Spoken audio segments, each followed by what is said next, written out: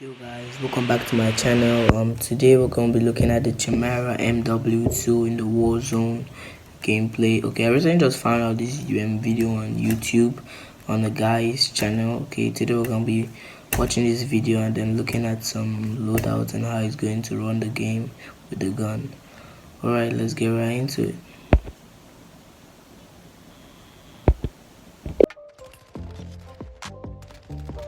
Dude, this thing is freaking cracked. What the? Hey everybody, Newbro here, and as many of you know, the Chimera is a pretty busted AR, and today I'm going to show you how to take it from pretty busted to downright overpowered. Right out of the box, we're working with the second highest base damage out of any assault rifle, surpassed only by the Kastov 7.62, and a very narrow 4th place for fire rate. That being said, the difference between 2nd, 3rd, and 4th place is negligible at best, so it might as well be tied for 2nd. These two factors come together to give the Chimera an extremely respectable time to kill, combined with excellent handling and mobility. Also, it doesn't show skulls on kill, so I guess that's cool. I don't know, I'm usually too busy getting in gunfights to psychoanalyze my opponent's reactions to a lack of skulls popping up, but whatever. Now, on paper, the Chimera suffers in terms of range and accuracy, but you really wouldn't know it when it comes to actual gameplay. In fact, when I first slapped it in a loadout and played with it, I assumed it was probably one of the most accurate ARs on paper, because like a true Neanderthal, I didn't look at the stats literally at all before I used it. All I knew was that it felt like an absolute laser beam. I knew going into my first build for this gun that I wanted to really lean into the guys explain how to use the gun and all the loadouts and what to put inside the gun and what not to put inside the gun.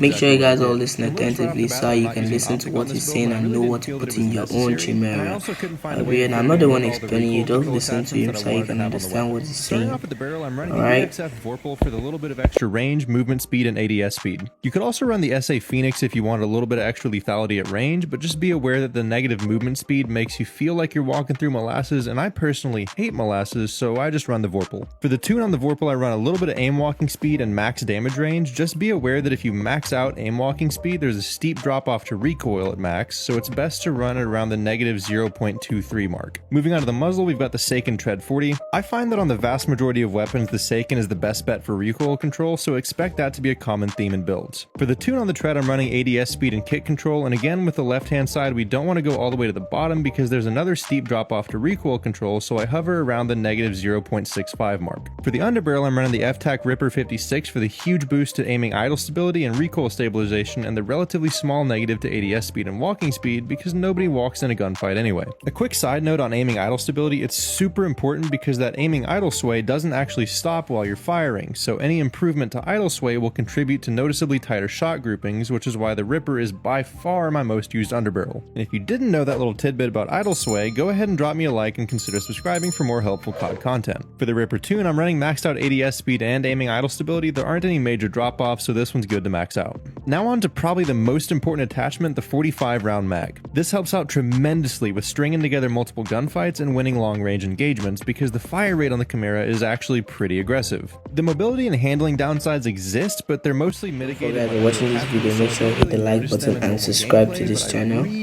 Don't forget this, so just subscribe. No, just do it now. It just take 2 seconds, just 2 seconds.